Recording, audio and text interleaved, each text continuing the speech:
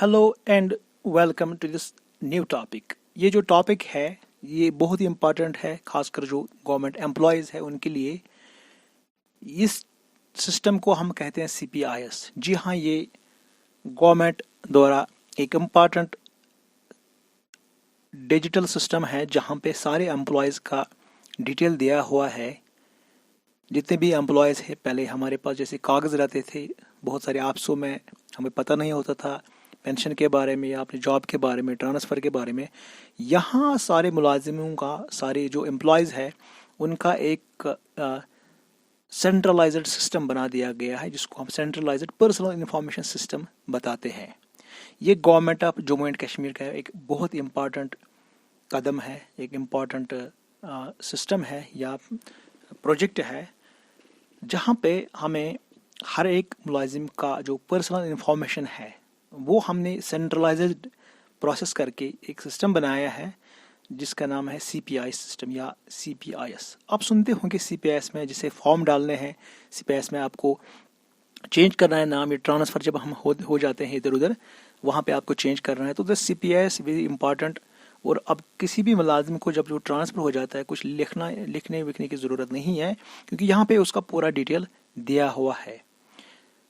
इसका जो मुलाजिम का डिटेल, जो फ़ोन नंबर, आधार नंबर, बाकी उसका फ़ोटोग्राफ, सब कुछ इसमें दिया हुआ है। तो अगर वो कहीं भी जाता है, उसको अपना एक कोड होता है, एक एम्प्लॉय कोड बनता है हर मुलाजिम का, एक इम्पॉर्टेंट कोड होता है उसमें, उस ट्रेजरी का नाम, जहाँ पे वो पहले स्टार्ट उसने फॉर्म भरा है, जितने भी फॉर्म इसमें होते हैं, और वो जो मुलाजिम है उसका नाम वगैरह सब उसमें कोड में सब कुछ होता है। जैसे आप कोड डालेंगे, आपके पास जितने भी फॉर्म उसने भरे हैं इसमें वो सब सामने आ जाएंगे।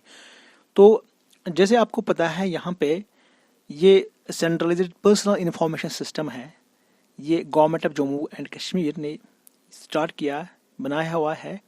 तो यहाँ पे सबसे हम अगर स्टार्ट करते हैं लेफ्ट अपर कॉर्नर से, रिव्यू पर्सनल पेंशनर्स डिटेल। तो यहाँ पे आपको PPO नंबर, आपको रिटायरमेंट का डेट देना होगा, तभी आपको ये पता चलेगा। तो PPO नंबर और रिटायरमेंट का डेट डालने के बाद आपको पेंशनर के बारे में पूरा तो पता चल जाएगा। तो उसके बाद CPI स्टेटस। ये जो CPI स्टेटस है हमें ये बताता है कि कितने मुलाजिम किस डिपार्टमेंट में जो है एनरोल हुए हैं, उनका लिंक कितना हुआ है, जैसे वेरीफाई कितने एम्प्लॉय हुए हैं, टोटल कितने हैं एम्प्लॉयज़ किसी भी डिपार्टमेंट के। हम डिस्ट्रिक्ट वाइज देख सकते हैं, हम आधार वाइज देख सकते हैं, DDO वाइज देख सकते हैं, डेट वाइज देख सकते हैं। सपोज ये पूरे JNK के एग्रीकल्चर डिपार्टमेंट में इसमें इतने मुलाजिम इतने वेरीफाई हो गए हैं, टोटल इतने हैं, इतने वेरीफाई हो गए हैं। इसी तरह अगर हम डिस्ट्रिक्ट वाइज चलते हैं, सपोज ये डिस्ट्रिक्ट वाइज लिस्ट है, हम कोई से भी डिस्ट्रिक्ट लेते हैं, सपोज अनंतनाग, स्टार्ट करते हैं, सबमिट करेंगे, तो हमें पूरा अनंतनाग में जो डेटा है उसके बारे में हमें पूरा पता चलेगा। जैसे हम एग्रीकल्चर डिपार्टमेंट में यहाँ टोटल 14 गैजेटेड है, नॉन गैजेटेड 901, अननोन 8 है, टोटल एम्प्लॉय जो है 923 है। इसी तरह बाकी डिपार्टमेंट्स में इसमें दिखाता है। जैसे यहाँ पे कोऑपरेटिव में 0 है, 2। जब ये बना है डेट वाइज, उसके हिसाब से इसमें पूरा डिटेल दिया हुआ है। उसके बाद अगर चेंज भी हुआ होगा तो वो करना बाकी रह गया होगा पर्टिकुलर DDO पे। यहाँ पे अगर डेट वाइज हम डालेंगे तो सिलेक्ट डिस्ट्रिक्ट, डिपार्टमेंट, DDO कौन सा है, किस डेट से किस डेट तक आपको करना है, इसमें सब कुछ आ जाता है। तो ये है CPI स्टेटस। उसके बाद में एम्प्लॉय इन्फॉर्मेशन। एम्प्लॉय इन्फॉर्मेशन जो है, यहाँ पे आप सिलेक्ट यूर नंबर, जो एम्प्लॉय का ID होता है, पैन नंबर, आधार नंबर, वो डाल सकते हैं। यहाँ देखिए अच्छी बात है कि पैन नंबर, आधार नंबर लिंक किया हुआ है, नाम भी सब कुछ एक ही जगह पे है, स्पाउस का डिटेल, सभी का जो इसका पेरेंट है उनका डिटेल, ID नंबर, DO भी डाल के किसी भी एम्प्लॉय, कोई भी एम्प्लॉय अपना पूरा डिटेल देख सकता है। कभी क्या होता है, हमारे पास जो कागज़ होते हैं वो गुम हो जाते हैं, किसी भी कोई कार्ड हमारे पास है, सपोज आधार कार्ड है या पैन कार्ड है या कुछ और पर्सनल डिटेल है, फोटोग्राफ नहीं है, तो इसमें अपना नाम या जो ID वाईडी आपके पास, वो केवल उसको आपको उतना याद रखना है, वो उतना याद रखने के बाद आपको पूरा मिल जाएगा। तो ये एक बहुत ही इंपॉर्टेंट सिस्टम है। उसके बाद इंपॉर्टेंट नोटिस यहाँ पे आए हुए हैं। तो अगर हम देखते हैं, इसका मेन जो scope of project is to capture employees profile, तो मतलब उसका as well as office profile. तो यहाँ पे एम्प्लॉयज़ का भी प्रोफाइल हम कैप्चर करते हैं, ऑफिस प्रोफाइल करते हैं in CPIS database all departments. ये एंटायर स्टेट ऑफ J&K, अभी तो UT है, उसमें है। It also envisages to keep up to date information employees की, वो प्रमोट कब हो गए, कोई एम्प्लॉय ट्रांसफ़र कहाँ हुआ, रिटायर कब हो जाएगा, और एक यूनिक कोड मिलता है एक एम्प्लॉय को, तो उसको हम, this is unique employee identification number, UEIN। हर एक एम्प्लॉय को जैसे वो फ्यूचर कभी भी उसको डाल के उसका पूरा डिटेल उसके सामने आ जाएगा, जैसे इलेक्ट्रॉनिक सर्विस बुक या GP फंड केसेस में आ जाता है। तो ये actually flagship e governance application of government of J&K है, तो बहुत ही इंपॉर्टेंट है। ये E-गवर्नेंस का फ्लैगशिप प्रोग्राम है। इसका हम टोटल एम्प्लॉय सिस्टम जो है उसका मैनेजमेंट अच्छे से हो जाएगा। Clear information and about institution और ऑफिस इसमें पूरा हमें मिल जाएगा। तो इसका ये मेन मकसद था। अब आप देखेंगे यहाँ पे बहुत सारे इंपॉर्टेंट लिंक है बाकी सारे डिपार्टमेंटों के साथ, जैसे GAD है, SOV है, ट्रांसपोर्ट कमिश्नर वगैरह। यहाँ DDO वाइज डिटेल भी दिया हुआ है, DDO जम्मू कहाँ पे क्या है, कश्मीर में कहाँ पे क्या है। अगर हम यहाँ पे जाते हैं DDO वाइज लिस्ट कश्मीर में, तो हमारे सामने जो पेज आ जाएगा उसमें ट्रेजरी के हिसाब से किस ट्रेजरी के साथ कौन से DDOs जुड़े हुए हैं, उनका नंबर क्या है, जिसका DDO नंबर होता है वो यहाँ पे हमें पता चल जाएगा। अगर आपको DDO नंबर याद नहीं है, कभी पूछते हैं, तो वो यहाँ पे आपको पता चल जाएगा। और ट्रेन नंबर होता है, ट्रेन नंबर होता है, बहुत सारा कुछ इसमें इन्होंने डाल के रखा है। तो यहाँ पे जैसे अछबल है, तो अछबल में 2 है, यहाँ पे ये अनंतनाग डिस्ट्रिक्ट में है, ट्रेजरी 2, DDO कोड इसका है इतना, इसका है इतना। तो मतलब ये sub divisional agriculture officer sub division Achabal का नंबर DDO कोड ये है। अच्छा ये अनंतनाग का है नंबर है, ये एग्रीकल्चर है क्योंकि AGR एग्रीकल्चर। इसी तरह चाइल्ड डेवलपमेंट प्रोजेक्ट ऑफिसर, तो ये है अछबल WD, यानी प्रोजेक्ट ऑफिसर जो भी है सोशल वेलफेयर डिपार्टमेंट का, सोशल SWD, तो सोशल वेलफेयर डिपार्टमेंट इसका 59 है। तो यहाँ पे एग्जैक्टली आप देख सकते हैं कि ये ट्रेजरी नंबर होता है, जैसे ट्रेजरी अछबल की है, और डिस्ट्रिक्ट अनंतनाग में तो पता ही है, और ये यहाँ पे कौन सा डिपार्टमेंट है उसका नंबर। तो इसी तरह सपोज हम चलते हैं चंदूसा में, बारामूला में है ये, तो यहाँ पे आपको जो है AGIS है, असिस्टेंट लेबर कमिश्नर, इसका नंबर पूरा डिटेल। तो ये DDO कोड होता है ट्रेजरी का नंबर और ऑफिस का नंबर, जिस ऑफिस के साथ ये टच है। कहीं और जाने की कोशिश करेंगे, सपोज यहाँ पे टैंकीपोरा का ये है, टैंकीपोरा, इसका नाम ATT है, और executive engineer mechanical city drainage division इसका है PWD 0018। ये हमें DDO कोड दिला सकता है। तो जैसे मैंने अभी भी कहा कि this is very important system, यहाँ पे हमें पूरा पता चल जाता है। तो इसी तरह जैसे हमने देखा कि यहाँ पे जो लिंक हमने देखा था DDO जम्मू, इनका लिस्ट पूरा यहाँ पे आ जाएगा। एम्प्लॉय कॉर्नर, GP फंड के केसेस, पब्लिक ग्रीवेंसेस क्या है, इलेक्टोरल रोल, इसके साथ और भी है, ये जुड़ा हुआ है। इसी तरह यहाँ पे आप देखेंगे इनका हेल्प डेस्क क्या है, इनका मैन पावर, उनके नंबरात इसमें दिए हुए हैं। और यहाँ पे डेफिनेटली आप, अगर आपको DDO को जाना होगा, वो यहाँ पे अपना कोड डाल सकता है, अपना यूज़र नेम, पासवर्ड और कैप्चा डाल के वो लॉगिन कर सकता है DDO। यहाँ पे देखिए, आप अगर देखेंगे अबाउट CPS, ये गाइडलाइंस है, ये डाउनलोड क्या क्या है।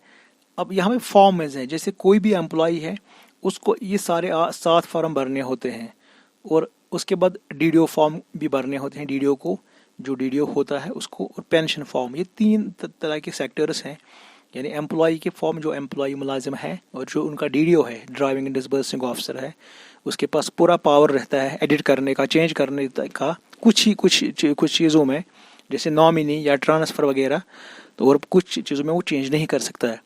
इसका एक नोटिफिकेशन में 3rd वीक दिया हुआ है जहाँ पे हम चेंज कर सकते हैं। तो जैसे हम यहाँ पे देखेंगे, जो एम्प्लॉय, कोई भी व्यक्ति, कोई भी मुलाजिम जो है, उसको ये 7 फॉर्म भरने होते हैं। पहले एम्प्लॉय डिटेल, उसका खुद का डिटेल देखना होता है। जैसे अगर हम चेक कर लेंगे तो यहाँ पे आप देखेंगे कि कौन कौन सी डिटेल इनको देनी होती है।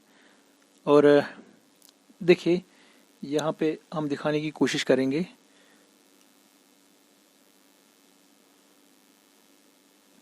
यहाँ पे हम ये जो है government of Jammu and Kashmir employee in personal information, ये फॉर्म फर्स्ट है। यहाँ पे एम्प्लॉय का स्पेसिफिक सिग्नेचर 2 बार और यहाँ पे फोटोग्राफ भी डालना है। उसका कोड क्या आएगा, डिपार्टमेंट क्या है, पूरा डिटेल, एड्रेस फेड्रेस कैटेगरी, ब्लड ग्रुप, स्पाउस का नाम, वो किस डिपार्टमेंट में काम करते हैं, मैरिटल स्टेटस, सब इसमें ये फॉर्म फर्स्ट है। तो इसी तरह फॉर्म सेकंड में जाएंगे, यहाँ पे ज्वाइन कब किया है, सैलरी कितनी है इसकी, ये इसमें डिटेल आ जाएगा आपको कि डेट ऑफ ज्वाइनिंग है, कब इसने ज्वाइन किया, पे बैंड क्या है, गेजेटेड नॉन गेजेटेड है, और इसका जीबी फंड नंबर, जीपीएफ, ये जैस एसएलआई वैसएलआई कुछ मत है। तो this all about salary system और ज्वाइनिंग इसने कब किया। ये देखो, ये बहुत बड़ा इसमें डिटेल देना पड़ता है तभी फॉर्म अपलोड हो जाता है। और फॉर्म थर्ड एम्प्लॉय ऑफिशियल और एड्रेस डिटेल, इसका ऑफिशियल ऑफिस कहाँ है, रेजिडेंस कहाँ है, वो इसको देना पड़ेगा। फिर इसका एकेडमिक क्वालिफिकेशन क्या है, उसका फॉर्म 4 भरना पड़ता है। फिर promotion details form 5, posting details form 6, और नॉमिनी डिटेल्स यानी जिसका जीबी फंड रहेगा, कुछ और रहेगा, ग्रेजुएटी वगैरह जो भी रहता है, उसका नॉमिनी कौन रहेगा, तो उसका डिटेल यहाँ पे, उसका शेयर कितना रहेगा, किस नॉमिनी का कितना शेयर रहेगा, वो यहाँ पे आपको मिलेगा। ये फॉर्म 7 भरने होते हैं एम्प्लॉय को, तभी जाके उसका पूरा डिटेल, उसको कोड मिलता है, और उस कोड में सारे फॉर्म्स में जो भी डिटेल भरा हुआ है वो उस कोड में रहेंगे। मतलब एम्प्लॉय को खाली कोड ना याद रखना है, जब भी कहीं जाता है वो अपना कोड डाल के डीडीओ के द्वारा या डीडीओ से वो अपना पूरा डिटेल निकाल सकता है। तो मतलब इतने सारे फॉर्म में जितना भी इन्फॉर्मेशन आपने भरा है वो सब आपके सामने आ जाएगा। उसके बाद डीडीओ फॉर्म जो है, इसके भी 4 फॉर्म होते हैं डीडीओ की। इसमें डीडीओ के डिटेल, सपोज अगर डीडीओ की डिटेल देखते हैं कैसे होता है, अंदर में क्या लिखना होता है, इसमें एडमिनिस्ट्रेटिव डिपार्टमेंट, फील्ड डिपार्टमेंट कौन सा है, डीडीओ पेरेंट डिपार्टमेंट किस डिपार्टमेंट का डीडीओ है जिस यहाँ पे है, तो नेम ऑफ डीडीओ क्या है, उसका इफेक्ट डेट कहाँ से है, टैन नंबर इसका क्या है जैसे मैंने बताया, वार्ड नंबर, डीडीओज, बैंक डिटेल, उसका बैंक नेम क्या है, ब्रांच क्या है, ऑफिस जो होता है ना उसका एग्जैक्टली क्या डिटेल है, ये टोटल एम्प्लॉय डीडीओ कितने हैं, गेजेटेड कितने हैं, नॉन, ये इसमें डीडीओ की डिटेल होती है। उसके बाद आपको मिलेगा डीडीओ ऑफिस डिटेल, ऑफिस कहाँ पे है उसका, उसके डीडीओ स्कीम के बारे में, डीडीओ सेक्शन पोस्ट के बारे में। तो उसके बाद पेंशन डिटेल, पेंशन डिटेल को चेक करते हैं। उसके बाद हम चलते हैं पेंशनर डिटेल्स पे। पेंशनर डिटेल्स जो यहाँ पे दिए हुए हैं, इसमें देखते हैं क्या है। इसमें पेंशनर फॉर्मेट आया पीडीएफ में, ये देखिए आप यहाँ पे PPO number, name of pensioner, इसका रिटायरमेंट, इसका डिटेल, इसका ट्रेजरी कहाँ पे है, इसका पूरा ग्रेजुएटी वगैरह इसमें क्या आ जाएगा वो इसमें दे देगा। तो मीनिंग यही है कि जो ये हमें फॉर्मेट आते हैं, बहुत सारे फॉर्म्स आते हैं, 1 to 7 this is for employee, और 1 to 4 डीडीओ के लिए हैं और पेंशनर के लिए हैं। मतलब तीनों फॉर्मेट जो हैं ये बहुत ही इंपॉर्टेंट है। अगर एम्प्लॉई एक बार कुछ लिखता है, इसमें सारा डिटेल उसने लिखा हुआ है, उसके बर्थ डे से पहले यानी उसका बर्थ जब हुआ, फिर उसकी क्वालिफिकेशन, फिर उसने जो कार्ड बनाए हैं, आधार कार्ड वगैरह, उसका फोटोग्राफ, उसका स्पाउस का डिटेल, उसका स्टेटस, जॉब करती है या मैरिटल स्टेटस क्या है, सब कुछ। उसके बाद उसका ग्रेजुएटी या जो पेंशन रहेगा रिटायरमेंट के बाद, उसके नॉमिनी कौन कौन है, ये सारा सिस्टम जो है उसके हाथ में रहेगा, उसके उस कोड में रहेगा, जो कोड बन जाएगा इससे। तो ये बहुत ही अहम सिस्टम है जो गवर्नमेंट ने बनाया है। अब यहाँ पे जैसे और भी डिटेल्स है, इसमें हम कम से कम ये तो देख सकते हैं कि डीडीओ कौन है, कहाँ पे क्या है, लेकिन इसमें एक पब्लिक यूज़र अंदर इसकी नहीं जा सकता है। इसमें खाली जो डीडीओ है वो यहाँ पे अपना यूज़र नेम और पासवर्ड डाल के, कैप्चा डाल के उसके अंदर जा सकता है जो डीडीओ होगा, यानी ड्राइविंग एंड डिस्बर्सिंग ऑफिसर। अब जो एम्प्लॉय है वो भी इसके अंदर नहीं जा सकता, एक पब्लिक भी इसके अंदर नहीं जा सकते, लेकिन कम से कम ट्रेजरीज देख सकता है कि डीडीओ कोड क्या है, उनका ट्रेजरी उनका कहाँ पे, कौन सी ट्रेजरी है, कौन से डीडीओ किस ट्रेजरी के साथ है, और बाकी डिटेल्स यहाँ पे, वो फॉर्म किस फॉर्म में क्या भरना है, या ये जो फॉर्म मैंने सामने रखे हैं ये एक्चुअली डाउनलोड करने के लिए रखे हैं। तो आप इनको क्लिक करके आप ये फॉर्म को प्रिंट कर सकते हैं, डाउनलोड कर सकते हैं, और उसके बाद उनको भर के आप अपने डीडीओ के पास दे सकते हैं। अगर आपकी ट्रांसफ़र कहीं पे होगी या आप नए हैं तो या कोई फॉर्म मिस हुआ है वो यहाँ पे डाल सकते हैं। उसके बाद हमारे यहाँ पे आ जाता है गाइडलाइंस। तो गाइडलाइंस में आप देखेंगे कि इसके बेनिफिट्स, ये जो डिटेल है, make sure the forms are authenticated by DDO only, इसका पूरा DDO issues LPC after transfer, ये सब जो है इसमें से निकल सकता है।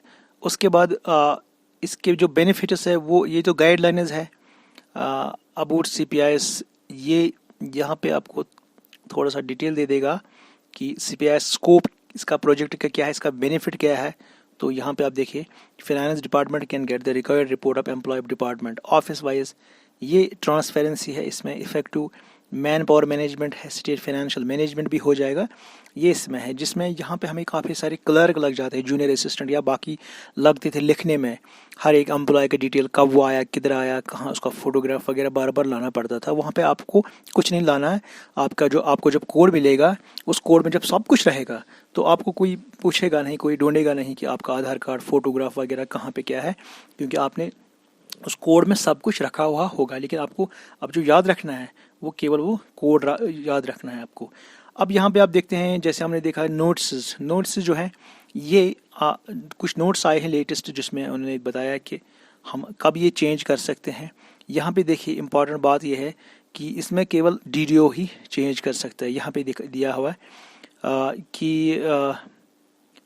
यहाँ पे इन्होंने बताया कि कब ये चेंज कर सकते हैं और कौन चेंज कर सकते हैं इसको। यहाँ पे देखिए, the promotion is transfer by nominee date of employees on CPIS shall remain open for DDOs for it is updation.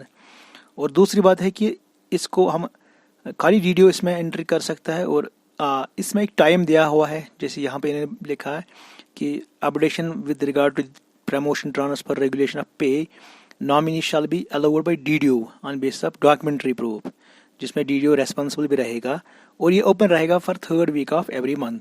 ये इसमें नोटिस दिया हुआ है, और इसमें आम जो एम्प्लॉय है वो अंदर नहीं जा सकता है। और इसमें फैक्ट ये जो कुछ है questionnaire frequently asked question is how to update ये, how to delete employee, how to do that and this, ये इसमें दिया हुआ है।